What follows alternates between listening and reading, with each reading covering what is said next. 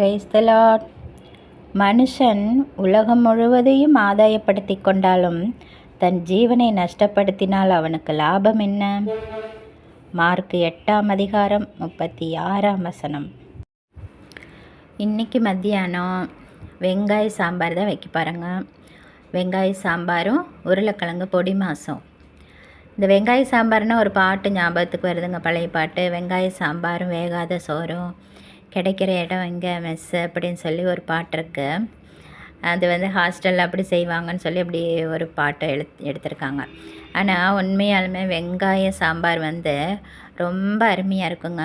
காயெல்லாம் எதுவும் போடாமல் வெறும் வெங்காயம் மட்டும் போட்டு செய்கிறது எப்படின்னு பாருங்கள். சாதாரணமாக சாம்பார் தான், காய் போடாமல் சாம்பார் வைக்கிறேன், அவ்வளோதான். நான் எப்படி வைக்கிறேங்கிறது பாருங்கள். முதல்ல பருப்பு கொஞ்சம் ஒரு அரை மணி நேரத்துக்கு முன்னாடியே ஊற போட்டேன். இப்போ ஊறிடுச்சு. இப்போ பருப்பில் எல்லாமே பச்சையாக தான் போடுறேங்க. 2 தக்காளி, கொஞ்சம் சின்ன வெங்காயம், ஒரு 4-5 பல் பூண்டு, கொஞ்சம் மஞ்சத்தூள், 2 ஸ்பூன் மல்லித்தூள், அப்புறம் சாம்பார் தூள். இந்த சாம்பாருக்கு மட்டும் பொடிகளை யூஸ் பண்ணுறேங்க. பாருங்கள், 2 ஸ்பூன் போட்டேன். அப்புறம் 2 ஸ்பூன் எண்ணெய் விடுறேன். எல்லாமே போட்டாச்சுங்களா? இப்போ இதெல்லாம் ஒரு கலக்கி அடுப்பில் வைக்கலாம். ஒரு 4 அல்லது 5 விசில் விட்டால் போதுங்க, எல்லாமே வெந்துக்கும். இப்போ அடுப்பில் வச்சாச்சு. ரேஷன் கடை பருப்பு தான் யூஸ் பண்ணுறேங்க, அதுவே தீரதில்லை. இப்போ நான் செய்கிறது எல்லாமே 2 பேர்த்துக்கு அளவான சமையல் தாங்க. அது உங்களுக்கு தகுந்த மாதிரி நீங்கள் பார்த்து அளவுகள் போட்டுக்கோங்க. இப்போது பருப்பு வெந்தாச்சு. 5 விசில் ஆகி இறக்கி வச்சுட்டேன். திறந்து பார்த்தா ஆறுன விட்டு நல்லா வெந்திருக்கு. இருந்தாலும் ஒரு கலக்கிறதாங்க. கரண்டியில் நல்லா கிளறுனா அந்த வெங்காயம், பூண்டு, தக்காளிலாம் கொஞ்சம் கடைஞ்ச மாதிரி ஆயிரும். இப்போது ஒரு 2-3 வெங்காயம் அரிஞ்சு வச்சுருக்கேன், நீள வாக்கில். இப்போ அதையும் போடுறேன். மறுபடியும் ஸ்டவ் பற்ற வச்சு அடுப்பில் வைக்கிறேன். வெங்காயம் ஒரு 5 நிமிஷம் அடுப்பில் வச்சா வெந்துக்கும். அதுக்கப்புறம் புளியை கரைச்சி ஊற்றணுது. அதுக்கிடையில் வெங்காயம் வேகிறதுக்குள்ளார நம்ம உருளைக்கிழங்கு மசாலில் பொடி மாஸ் அதுக்கு ரெடி பண்ணுறேன். ஆல்ரெடி உருளைக்கிழங்கு வேக வச்சு உரித்து வச்சுருக்கேன். அதில் இப்போ மஞ்சத்தூள் போடுறேன், கொஞ்சம் மிளகாத்தூள் போடுறேன், பொடி உப்பு கொஞ்சம் போடுறேன். இவ்வளோதாங்க, வேறு எதுவுமே போடலை. இப்போ கையில் நல்லா பிணைஞ்சு நல்லா கலக்கிறோம். அந்த உப்பு மிளகாய் எல்லாமே கலங்குற அளவுக்கு நல்லா கலக்கி வச்சிரோன்னு, பிணைஞ்சு கட்டியெல்லாம் உடச்சிரோன்னு. கட்டி 1-2 கட்டி விடுற மாதிரி தான் பிணைஞ்சிக்கணும், ரொம்ப நைஸாக பிணையக்கூடாது. இப்போ பிணைஞ்சாச்சு. தண்ணியெல்லாம் ஊற்றிடக்கூடாது. தண்ணி ஒரு வேளை கொஞ்சமாக ஊற்றலாம். அப்படின்னு ஊற்றினோம்னா வலுவலுன்னு ஆயிரும், நல்லா இருக்காது. தண்ணியே ஊற்றாமல் நல்லா பிணைஞ்சாச்சு. வேக வைக்கிறதே கொஞ்சம் நல்லாவே வேக வச்சிரும். 4 விசில் அல்லது 5 விசில் விட்டேன், நல்லா வெந்துருச்சு. இப்போது நல்லா கலக்கியாச்சு, எடுத்து வச்சாச்சு. இப்போது வெங்காயம் வெந்திருக்கும். இப்போ கொஞ்சம் புளியை கரைச்சி ஊற்றலாம் சாம்பாருக்கு. இவ்வளோ புளியும் ஊற்ற போகிறதில்ல, கொஞ்சமாக தான் ஊற்றுறேன். அதில் உப்பு போட்டு கலக்கி ஊற்றுறேங்க. இந்த புளி எப்போவுமே கரைச்ச புளி அப்படியே இருக்கும் ஃப்ரிட்ஜில்.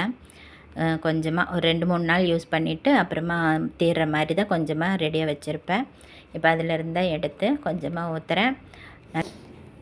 ஓகே, புளி ஊற்றினதுக்கப்புறம் நல்லா கொதிக்குது. அதுக்குள்ளார கொத்தமல்லியை கழுவி அரிஞ்சு வச்சுருக்கேங்க, ரெடியாக. இப்போது நல்லா கொதிச்சிருச்சு. வெங்காயம் நல்லா வெந்திருக்கும், கசகசன்னு வெந்திருக்காது, 3/4 பாகம் வெந்திருக்கும். நம்ம இறக்கி வச்சோம்னா அந்த சூட்லேயே முழுசாக வெந்துக்கும். இப்போ இறக்கியாச்சு. இப்போது பப்படம் காய்ச்சிட்டு அந்த எண்ணெயிலேயே தாளிச்சுக்கலாங்க. வெங்காய சாம்பார் இறக்கி வைக்கும் பொழுதே மனம் அப்படியே கமங்குதுங்க. சரி, இப்போது ஒரு 4-5 பப்படம் காய்ச்சிடுவோம். பப்படம் தீர்ந்து போச்சுன்னு சொல்லி வாங்கினேன். பக்கத்துலேயே பப்பட வியாபாரம் பண்ணுற ஒரு ஐயன் இருக்கார், அவர்கிட்ட தான் வாங்கினேன். இதில் 100 இல்லை 90 தான் இருக்க மாட்டிருக்கு. நான் எண்ணெய் வெல்லம் இல்லை, அவர் சொல்கிறது தான் கேட்டிருக்கேன். 90 பப்படம் இருக்கும். அதில் அது அந்த கட்டு 70 ரூபா, நல்லாயிருக்கும். அதுதான் வாங்கினேன். இப்போ அதில் 4-5 காய்ச்சிடுவோம். இந்த பப்படம் 2 தடவை 2 பக்கமும் திருப்பியெல்லாம் போட வேண்டியதில்லை, ஒரே பக்கம் போட்டு எடுத்துக்கலாம், அப்போவே பொரிஞ்சிரும். எண்ணெய் நல்லா காஞ்ச விட்டு கொஞ்சம் சிம் பண்ணிக்கணும், பண்ணிவிட்டு ஒரே பக்கமாக போட்டு எடுத்துக்கலாம். நல்லா டேஸ்ட்டாக இருக்குங்க. அவர்கிட்டயே 2-3 வகையெல்லாம் இருக்குது, ஆனால் எனக்கு இந்த பப்படம் தான் பிடிக்கும். அவர்கிட்ட இருக்கிற மற்றது ஜீரகமெல்லாம் போட்டிருக்கிறது வேறு டேஸ்ட் இருக்கும், அது அவ்வளோ நல்லா இல்லை. அதையும் வாங்கி பார்த்தேன், எனக்கு ஒன்றுமே போடாத இந்த பப்படம் தான் நான் கேட்டு வாங்கிக்குவேன். இப்போ எல்லாமே காய்ச்சியாச்சுங்க. இவ்வளோ எண்ணெய் வேண்டாம் தாளிக்கிறதுக்கு. இதை எடுத்து கொஞ்சம் ஊற்றிட்டு கொஞ்சமாக எண்ணெய் ஊற்றிக்கலாம். இப்போது பருப்பு சாம்பார் தாளிக்கிறதுக்கு வெறும் கடுகும் கருவேப்பிலை தான் போடுறேங்க. மீதி எல்லாமே முன்னையே போட்டாச்சு. சாம்பார் தூள், பெருங்காயம், வெந்தய பொடி எல்லாம் இருக்கும். அதனால் நம்ம இதில் வந்து மறுபடியும் சேர்த்தா எல்லாம் அதிகமாயிரும், அதனால் எதுவுமே போடலை. கடுகு போட்டு கருவேப்பிலை போட்டு தாளித்து சாம்பாரில் ஊற்றுறேங்க. சூப்பராக சாம்பார் ரெடி ஆகிடுச்சு. வெங்காய சாம்பார். வெங்காய சாம்பார்னாலே ஒரு மாதிரி நினைப்பாங்க, ஆனால் உண்மையாலுமே வெங்காய சாம்பார் சூப்பராக இருக்குங்க. அதனுடைய மனமே தனி. நான் விரும்பி சாப்பிடுவேன். நீங்களும் செஞ்சு பாருங்கள், இதே மாதிரி செஞ்சு பார்த்துட்டு எனக்கு சொல்லுங்கள். அவ்வளோதாங்க. அடுத்தது எண்ணெய் கொஞ்சம் தாராளமாக ஊற்றி கடுகு போட்டு பொடி பொடியாக நறுக்கி வச்சுருக்கிற வெங்காயத்தை போடுறேங்க பொடி மாஸ்க்கு. அதாங்க, வெங்காயத்தை வந்து 2 வகையாக சாம்பாருக்கு நீளமாக அரிஞ்சு வச்சுருக்கேன், அரிஞ்சு போட்டேன். இந்த பொடி மாஸ்க்கு பொடி பொடியாக அரிஞ்சு வச்சுருக்கேன். அரியறதுலேயும் வித்தியாசம் இருக்குங்க. இப்போ சாம்பாருக்கு பொடி பொடியாக அரிஞ்ச வெங்காயமெல்லாம் போட்டால் நல்லா இருக்காது, இதுக்கு நீளமாக போட்டால் நல்லா இருக்காது. அதனால் அதுக்கு தகுந்த மாதிரி அரிஞ்சுக்கணும். இப்போ பொடி மாஸ்க்கு கடுகு போட்டாச்சு, அரிஞ்சு வச்சுருக்கிற வெங்காயம் போட்டாச்சு, கொஞ்சம் கருவேப்பிலையும் போட்டாச்சு. இப்போ நல்லா வணக்கிற வேண்டியதாங்க. நல்ல பொன்னிறமாக வணங்கி வரணும். வெங்காயம் வந்து நல்லா வணங்கலைனாலும் நறுக்குன்னு இருக்கும், அதனால் நல்லா வணங்கிடணும், கரியக்கூடாது. கொத்தமல்லி தழையும் போட்டாச்சு. இப்போ நல்லா வணங்கினதை விட்டு அந்த பிணைஞ்சி வச்சுருக்கிற உருளைக்கிழங்க போட்டு கிளற வேண்டியதான். கிளறிட்டு கொஞ்ச நேரம் சிம் பண்ணிவிட்டு மூடியும் வைக்கணும். நல்லா வணங்கணும், சிம்மிலேயே நல்லா வணங்கணும், அப்போ தான் டேஸ்ட்டு கிடைக்கும். அதனால் போட்டு தாளித்தோன்னே இறக்கக்கூடாது, கொஞ்சம் நேரம் அடுப்பில் வைக்கணும். இந்த பக்கமாக முட்டையை வேக வச்சுருந்தேன், அது வெந்தாச்சு, எடுத்து இந்த பக்கம் வச்சுட்டேன். லெஃப்டில் வந்து சாப்பாடு ஆகிட்டுருக்குது, அதுவும் ஆகிடுச்சு, அதையும் இறக்கி அப்படியே வச்சாச்சு. ரைட்டில் முட்டை வேக வச்சு அதுவும் எடுத்து வச்சாச்சு. பப்படம் காய்ச்சினதே ஒரு பிளாஸ்டிக் கவரில் போட்டு வச்சாச்சு. அதுக்குள்ளார வெங்காயம் வணங்கியாச்சு. நம்ம வந்து உருளைக்கிழங்கு கலக்கி வச்சதை போட்டு கிளறோம். இந்த பொடி மாஸ்க்கும் பொடி உருளைக்கிழங்கு தாங்க, அதுதான் ருசியாக இருக்கும். நான் அதுதான் எல்லாத்துக்குமே வாங்குவேன். பெரிய உருளைக்கிழங்கு சிப்ஸு போடுறதுக்கு மட்டும்தான் வாங்குவேங்க, மீதி எல்லாமே சின்ன உருளைக்கிழங்கு தான் நான் வாங்கி யூஸ் பண்ணுவேன். நீங்கள் செஞ்சு பாருங்கள், நான் சொல்கிறது உண்மையா பொய்யான்னு நீங்கள் எனக்கு கமெண்ட்டில் சொல்லுங்கள்.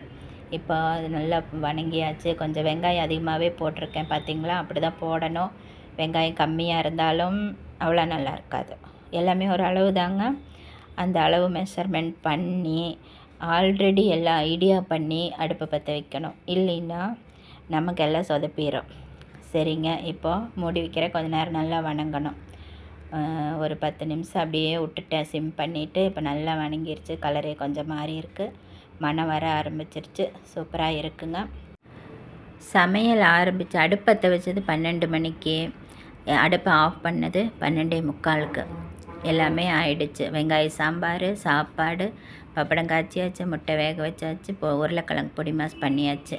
எல்லாமே 3/4 மணி நேரத்தில் முடிஞ்சிருச்சுங்க. இனி சாப்பிட வேண்டியதுதான். வாங்க சாப்பிட்லாம். ஆசைப்பட்டது எல்லாம் சாப்பிடுங்க, அளவாக சாப்பிடுங்க.